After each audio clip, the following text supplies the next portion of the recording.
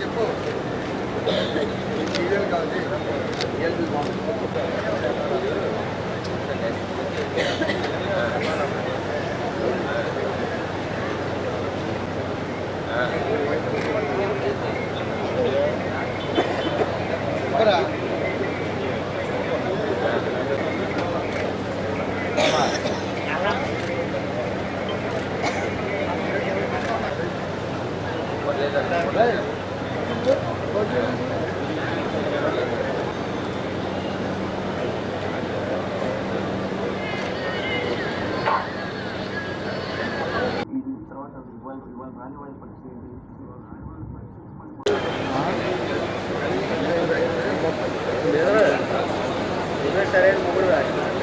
ఉపకరణాన్ని ఈ రోజే పొందవచ్చు.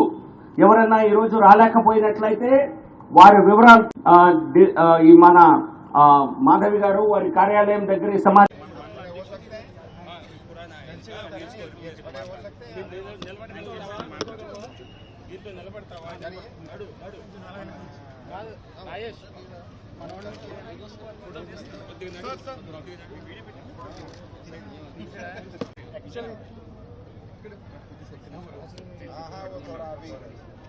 राजेश भैया आराम से కొంచెం పైకి వెళ్తుందా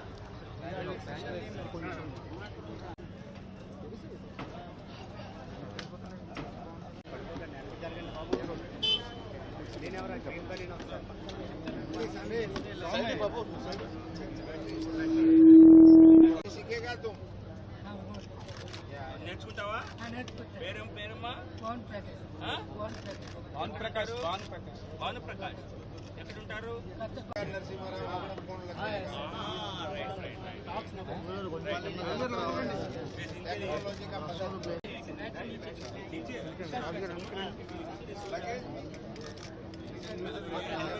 शॉपिंग भी करेगा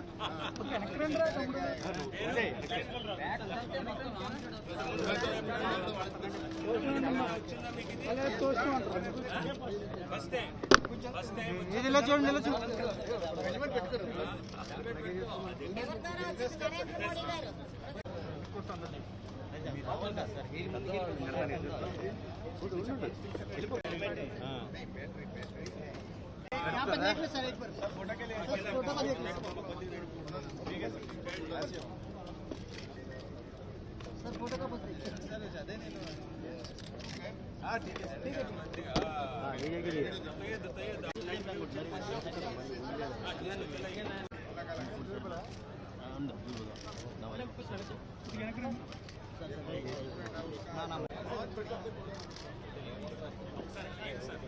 నేను సార్ అందరూ వెనక్కి వచ్చాను సార్ సార్ రవి గారు మీరు లేగాలి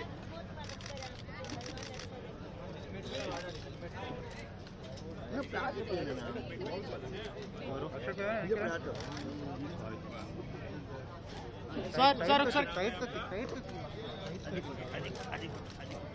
సార్ आप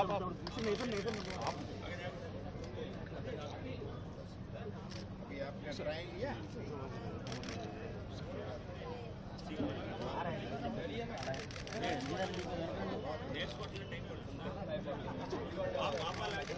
सर सर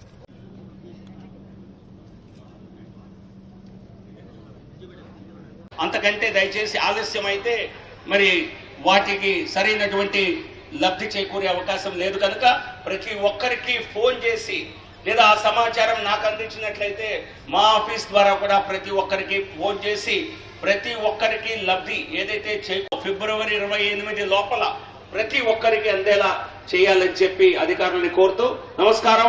జై హింద్, జై భారత్.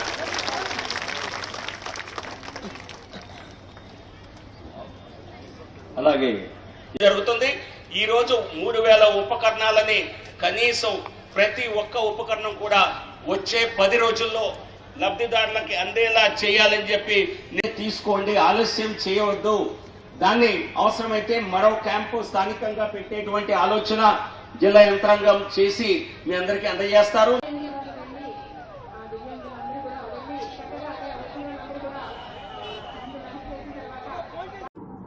विशाखापट्टनम में दिव्यांग जनों को उनके जरूरी उपकरण उपलब्ध कराने का भारत सरकार का कार्यक्रम हो रहा है, जिसको यहां साकार करने के लिए राज्यसभा के मेरे साथी जीवीएल नरसिम्हा राव गारू जी ने इतना सुंदर प्रयास किया, इसके लिए मैं उनको भारत सरकार की ओर से बधाई और धन्यवाद देता हूं। దివ్యాంగుల ఉపకరణాల కోసం కేంద్ర ప్రభుత్వం చేపట్టినటువంటి ఈ కార్యక్రమాన్ని ఇక్కడ అత్యంత సుందరంగా అమలు చేసినందుకు వారు నా పేరు చెప్పి రాజ్యసభలో సభ్యుడిగా ఉన్నటువంటి తోటి సభ్యుడిగా ఉన్నటువంటి నరసింహారావుని కేంద్ర ప్రభుత్వం ద్వారా కేంద్ర ప్రభుత్వం నుంచి నేను అభినందిస్తున్నానని చెప్పి వారు ఆశీర్వదించడం జరిగింది। मैं प्रधानमंत्री जी को इस प्रकार के दिव्यांग जनों को साधन देकर उनके जीवन को थोड़ा सरल बनाने का प्रयास करने के लिए साधुवाद देता हूं। ऐसी सुंदर योजना जो प्रधानमंत्री जी ने देश भर के दिव्यांगों के लिए बनाई है, उनको जमीन तक पहुंचाने का काम करने के लिए मैं इस विभाग के मंत्री डॉक्टर वीरेंद्र कुमार जी को भी मैं याद करके बधाई देना चाहता हूं। राजा ऐसा होना चाहिए जो जनता के सुख से सुखी हो, जनता के दुख से दुखी हो। मुझे ये बताते हुए बड़ा गर्व हो रहा है कि आज हमारे देश को एक ऐसे प्रधानमंत्री मिले जो गरीबों के दुख को देखकर द्रवभूत हो जाते हैं और उनके दुख को काटने के काम में लग जाते हैं। రాజా ఒక రాజా ఎలా ఉండాలంటే ప్రజలు సుఖంగా ఉంటే తాను కూడా సుఖంగా ఉండి ప్రజలు दुखम। मैं आपको एक बात बताऊंगा, आपको आश्चर्य होगा। मैं बहुत साल से राजनीति में हूं, कई प्रवाह मैंने देखे हैं।